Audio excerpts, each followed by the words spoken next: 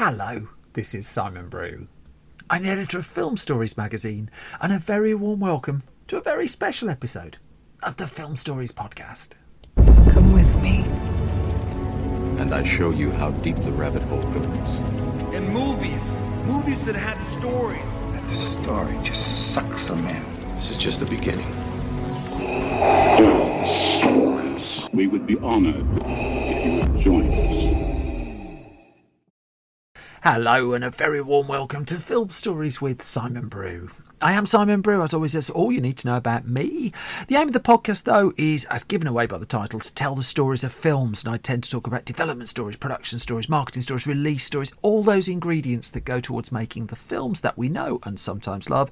Just that, the films that we know and sometimes love. What you've happened upon here, though, is one of my occasional special episodes of the podcast where I bring in filmmaker or filmmakers, in this case, to talk about their latest movie or their body of work. A little bit of both in this particular instance. So I'm joined for this episode by the writers of the new film Wonka, which is playing in UK cinemas from the 8th of December. They are Simon Farnaby and Paul King. Paul King also directed the film, as well as Paddington and Paddington 2 and The Bunny and the Bull, where he worked with Farnaby, who co-wrote Paddington 2 and was involved in all of those other movies as well. A few little bits, a few notes really, just before I play you the conversation. I name-checked very briefly the film Phantom of the Opera, which I love an awful lot, that Simon Farnaby wrote, directed by Craig Roberts. That's available now on disc. Bunny and the Bull we talk about, I think that's fairly self-explanatory. We talk briefly about the film Top Secret, because Jim Carter, who is in Wonka, is also in Top Secret. Then there's producer David Heyman is mentioned. He also produced the Paddington films. Timmy is Timothy Chalamet, who plays Willy Wonka in Wonka.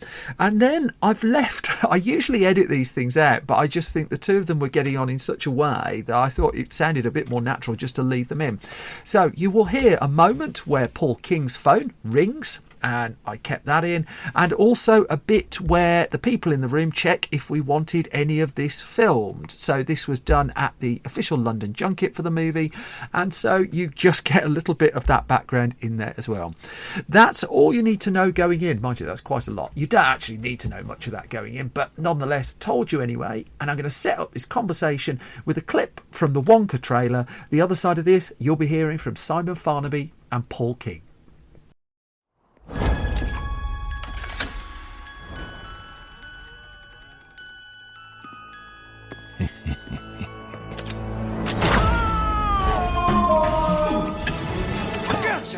So you're the funny little man who's been following me. Funny little man? How dare you? I will have you know that I am a perfectly respectable size for an Oompa Loompa. An Oompa what now? In fact, in Loompa-land, I am regarded as something of a whopper. They call me Lofty. Sorry. Ladies and gentlemen, greetings to you all. My name is Willy Wonka. You see, I'm something of a magician. Prepare to be amazed. Teapot. Inventor. May I present Willy Wonka's wild and wonderful wishy-washy Wonka Walker? Please don't make me say that again. And chocolate maker. The best chocolate in the world. Ooh. He's good. Too good. And anyone can afford them. Even The poor? And here comes that conversation, which, just as it was beginning, Simon Farnaby was giving me the giggles. I think I've edited around it. That was a clip from Wonka, and I am delighted to be joined for this Film Stories podcast special by returning guest Simon Farnaby, who specifically demanded to be on this podcast, no doubt, and by Paul King. Hello. Hello. How are you? Pretty good, yeah. How are you? I am still alive and still have a pulse, so I'm quite happy with those things. You set your bar pretty low. I do. I'm also very aware that just before me in this room was Simon Mayo, so now I'm like the third least successful Simon who's been in this room this morning. So it's that's where my.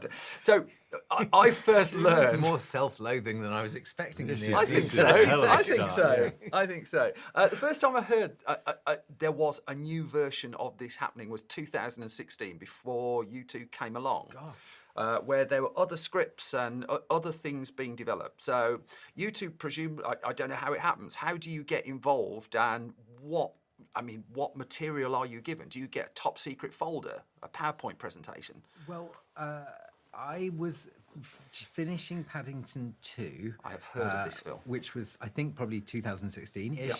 And David Heyman, who was produced that and is a sort of wonderful producer.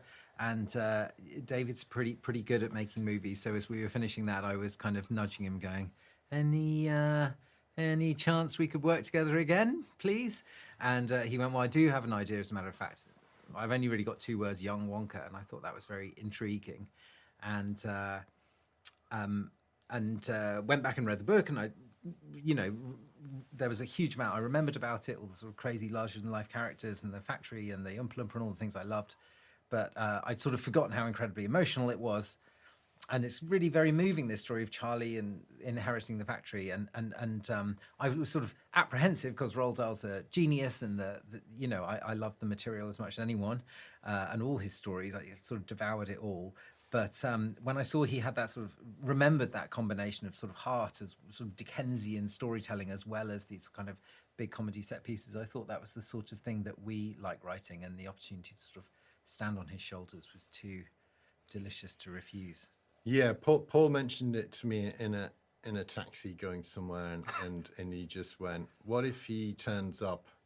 Just the only idea I've got is he turns up penniless, with holes in his coat but a bag full of chocolates, and sets up a little stall, and it's quite pathetic." And then I immediately went, "This could be great." Yeah, he's got a little rubbish flag with a W on it, and. I love the fact one of you goes for the really formal answer and the explaining things, and you've gone to the back of a taxi with a rubbish bag. This is how we work. Yes. Got this. This will be throughout this. I keeps it real.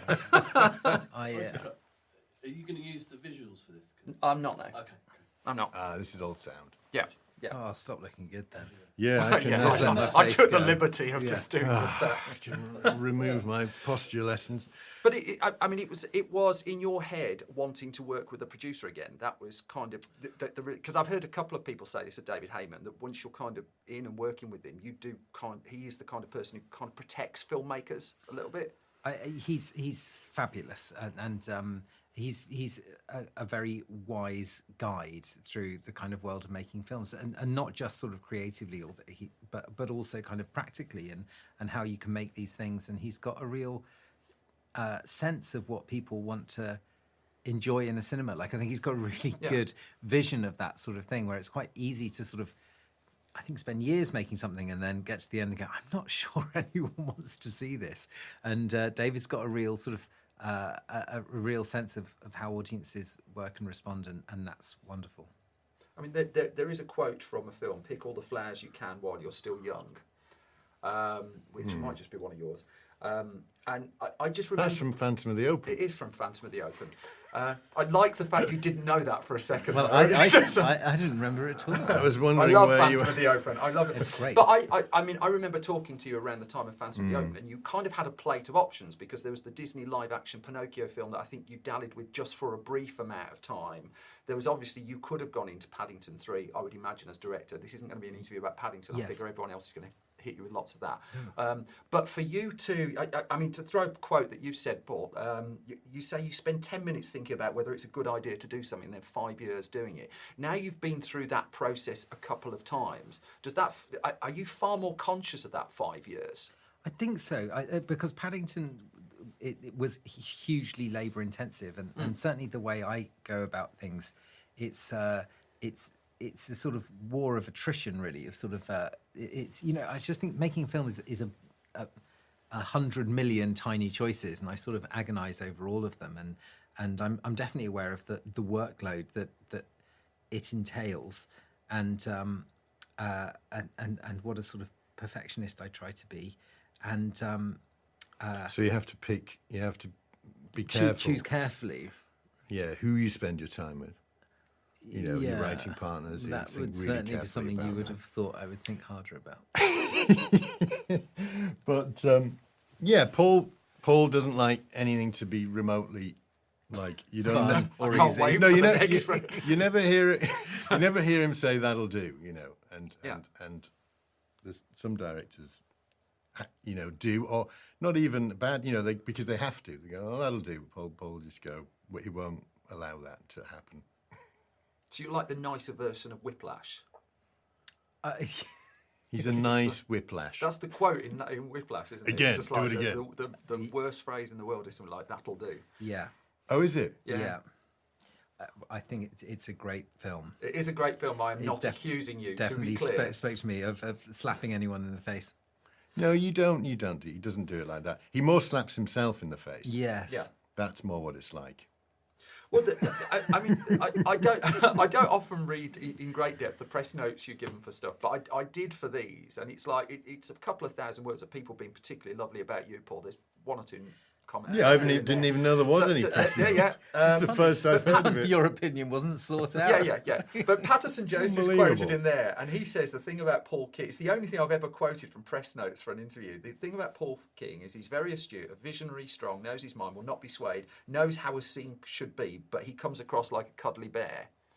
And so on the day when you're actually making the film, is it a case of you just present yourself as the calmest possible person, even though the inside is like raging with all these decisions? Well, I think I do. I think I'm going to give a sincere answer, which is very dangerous. I don't think Simon is, given the fact he's creased up. I find it really hard to shoot films. It's so incredibly stressful, and we've spent a year plus writing a script, and you've sort of got this one opportunity to get the scene right, and you've sort of got a sense of what it should be and how it should work, and I sort of find when I can't get that out, it's incredibly painful. And I think people are very, very tolerant around me and very generous to put up with my huge amount of self-loathing when I can't quite get it right.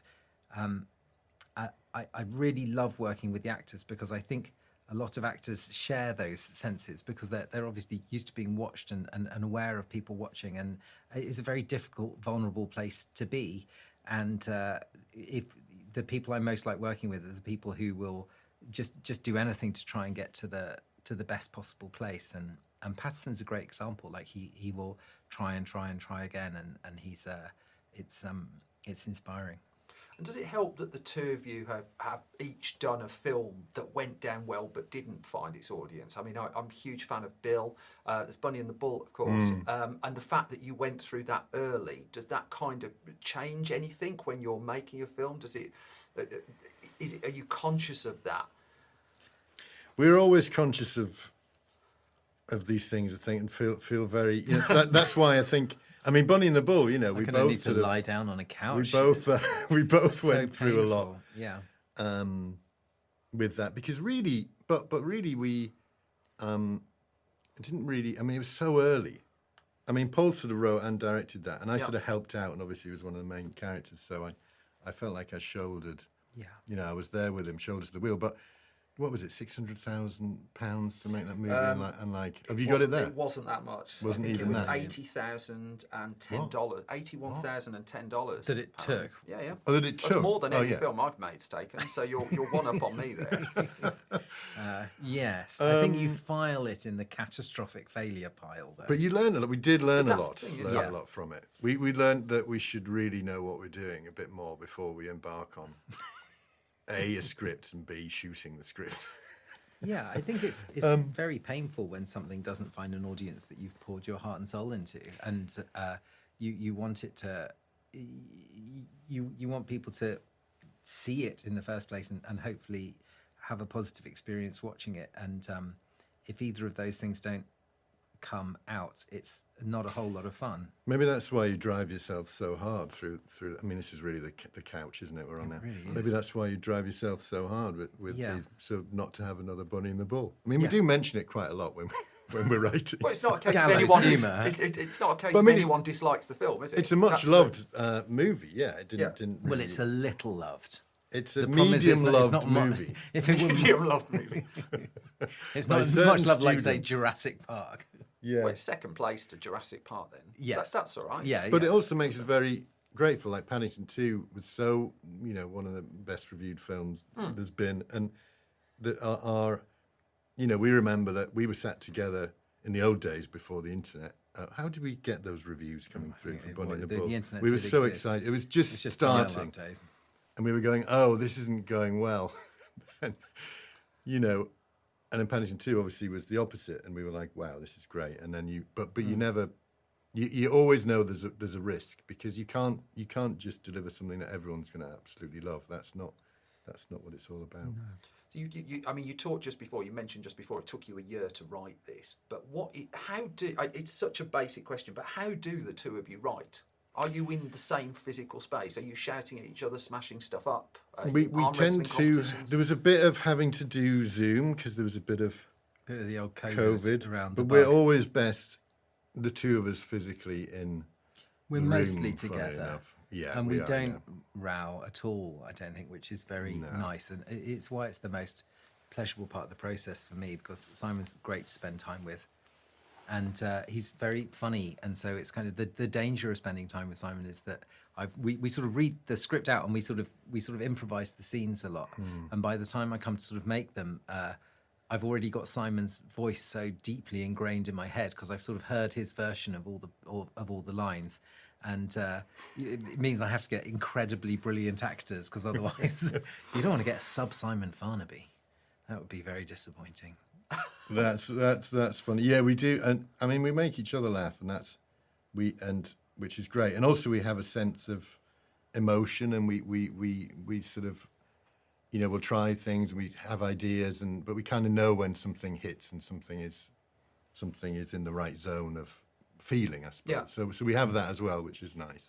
One of the things about Phantom of the Open that particularly struck me, I remember talking to you about it at the time, is the tone of it, and how you absolutely nailed the tone of what could have been quite a cruel film. And absolutely wasn't. I'm responsible for 2 copies of that film being sold on Blu-ray in the Hale Zone branch of Asda. I just want to point out. The only 2 copies that's sold worldwide. 3, I bought one as well. In Asda, yeah. But in terms of the tone of something like this, I mean, clearly a different character, clearly a meritocracy somewhere, a belief in a meritocracy somewhere at the heart. But as a colleague of mine pointed out, if the tonally different version of this story with similar ingredients is Scarface, you know, that you're breaking up a cartel of people selling an addictive substance. I mean, there is a different reading of the film. Not this one particularly. But how do you nail the tone of it? Because you've not got that sweet, innocent character at the heart that you had with the Paddingtons. With Willy Wonka, I always felt watching the 1971 film that there was just a little bit of an edge and an unease. And I don't think you resist that, really. I'm just wondering how hard that was to nail and what you were kind of going for. Not Scarface, to be clear. We didn't go for Scarface, really, did we? That's my clickbait exclusive. We watched that and counted it out. But you are right to pick up on the cartel. I mean, that sort of made us laugh, that if we could have a sort of colourful, joyous chocolate version of this sort of, you know, de facto mafia was a funny idea. We were going to call it Capitalism for Kids, but it was kiboshed by the studio. They preferred very Wonka. Disappointing.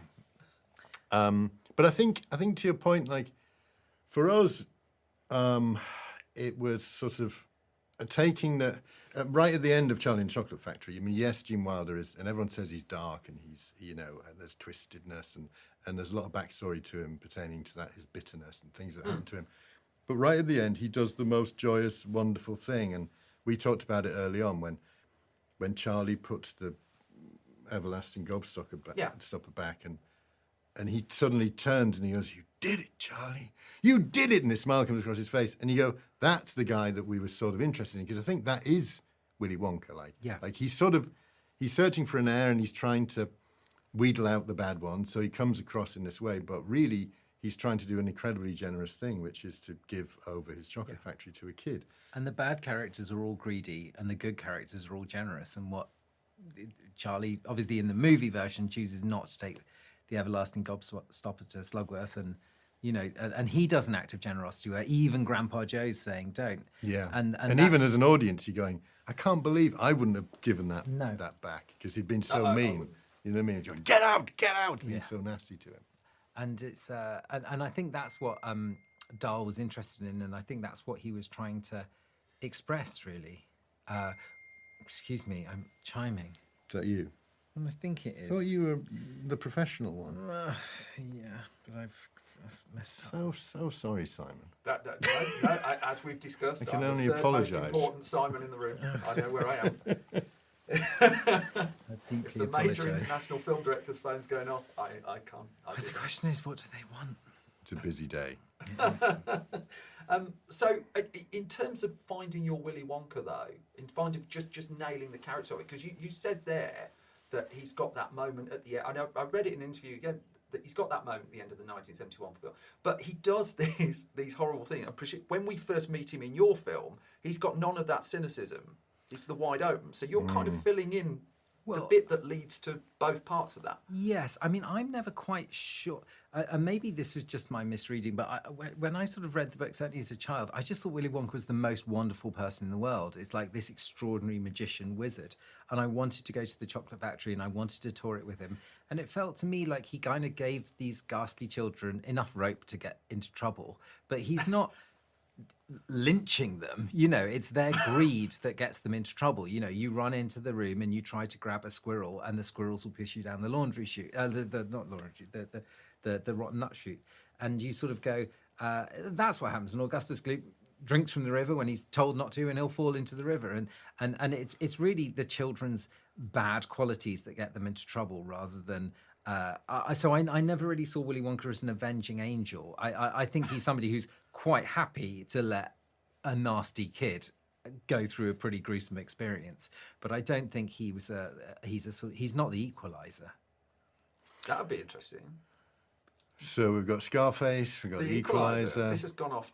Yeah. But we do have him becoming. So he starts off very sort of naive and wide-eyed, and through Noodle teaches him some sort of streetwise cynicism. And of course, the Oompa Loompa sort of teaches him, if you want to change the world, stand up for yourself, stand up to the bullies, and so he does get.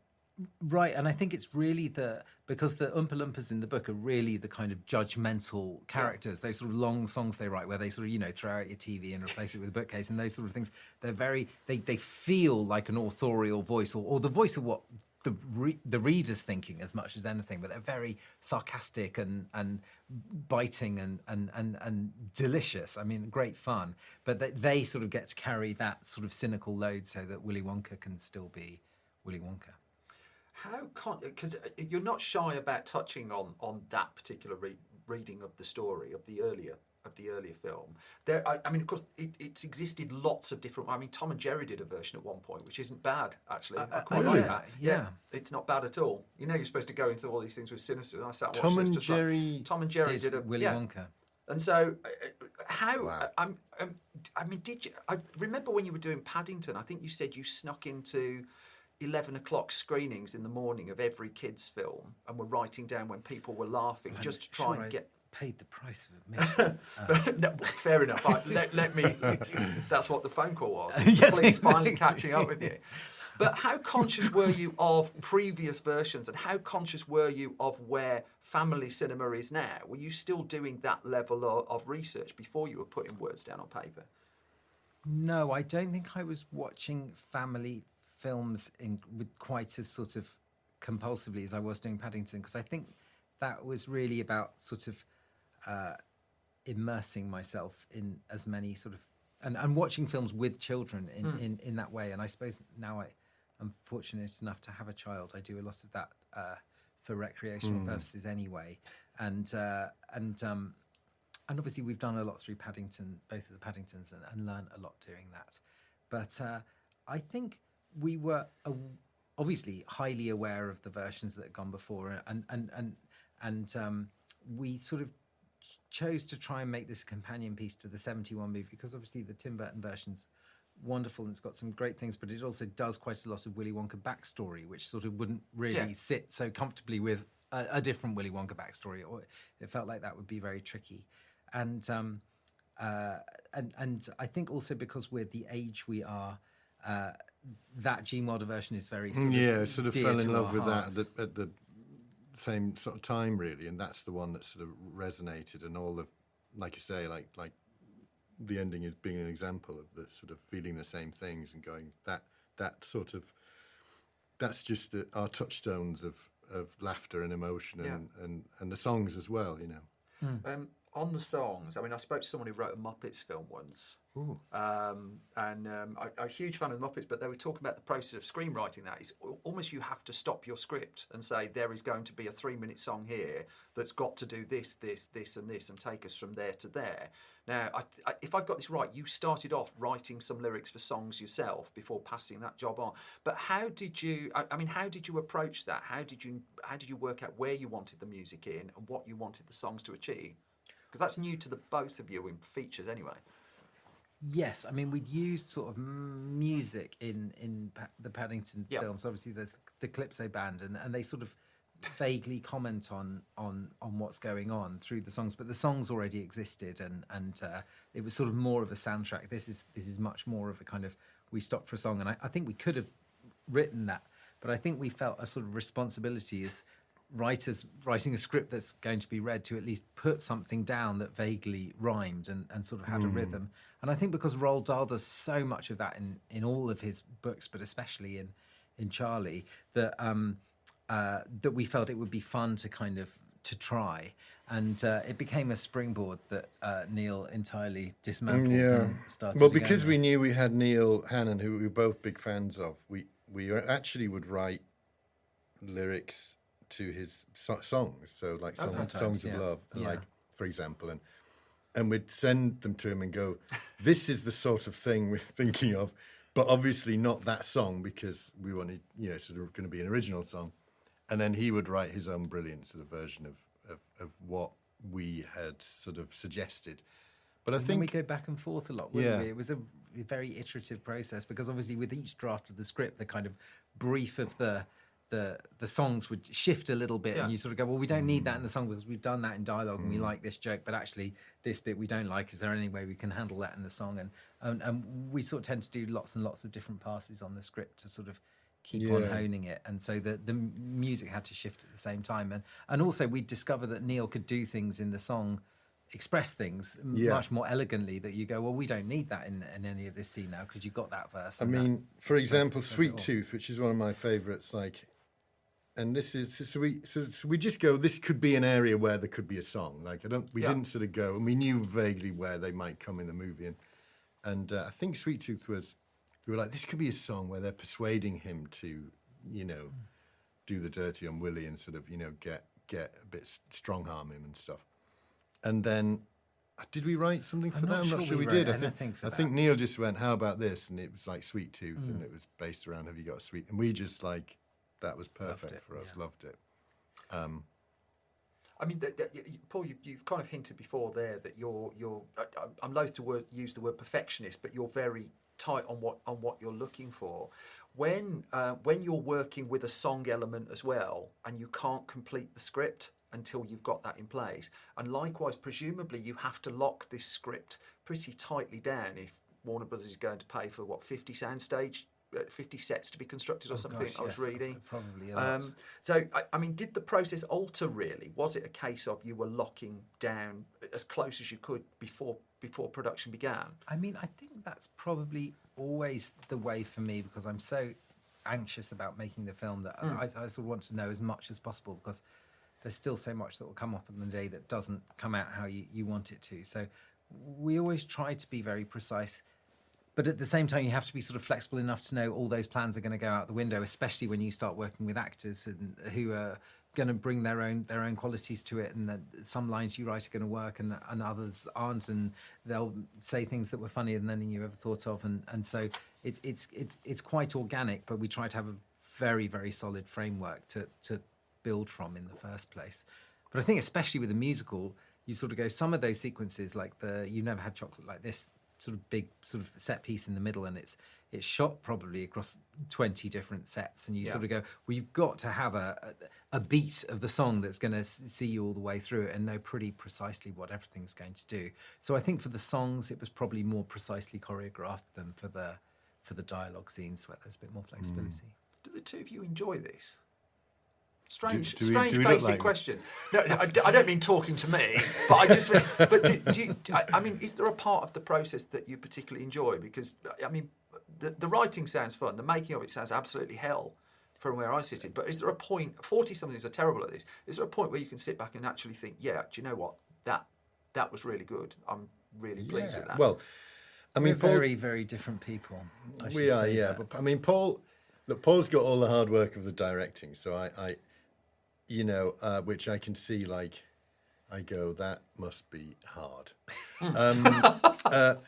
So I get the sort of fun bit, which is writing. I mean, we do have a lot of fun writing, and in a way, the early bits are sort of the most fun, to answer your question specifically. Like coming up with the story, getting excited by, like Scrubbit and Bleacher and what they could do. And I remember when we had the idea for the scene with the Lederhosen and the sort of where they'd come together. And like, we really enjoyed that and went, oh, this is great. This is a kind of like a 12th Night thing. And he's got his cross garters and that's when it's at its most fun. And we're both throwing out lines that they could say. And often those most fun bits of writing end up being your cornerstones of what you sort of build around. So, and that is a lot of fun. And then it slowly gets less fun. Yeah, I think there's good bits all the way through. Really. Like the rehearsals are great fun, and sort of putting the first cut together is really good fun. But then it's very difficult when it's not working, or you sort of feel that it's sort of slipped through your fingers, and you sort of had a whiff of something you thought could be great, and you can't quite capture it, and you just got to work really hard to try and actually. I had the most fun. I had a day. Do you remember that day with Timmy, and we went through the whole script, and I played all the other characters. It's your dream, and it really was. And Paul, it was just me, Paul, and Timmy, and just going through the whole thing. And Timmy wanted to do each scene again and again, and I was working with this great young, amazing, actor who was what's really your Jim enjoying Carter himself. like? Well, depends, which line you're looking at. But it all came out like, I mean, exactly. And then you got to do Hugh Grant, and great fun, great day, best day. Oh, you had me when you cast Deja Vu from Top Secret. It's Jim Carter's absolute peak, I think. Is he in Top Secret? He's Deja Vu. I'm going to have to go back. There you go. I'll do watch it. There was one part of your process that I think it was, I think it's a pair of you, that I think Alice Lowe talked about after Paddington 2, where she said that you show the film to a bunch of people and ask them individual questions. And I think it was the barbershop scene in Paddington 2, vulnerable at that point. That was one that you were asking people about. Now you're in like the close of like a 9-figure studio blockbuster. Which is like the elephant in the room to a degree. Are you still able to keep that bit of the process small? Are you still able to do things like that?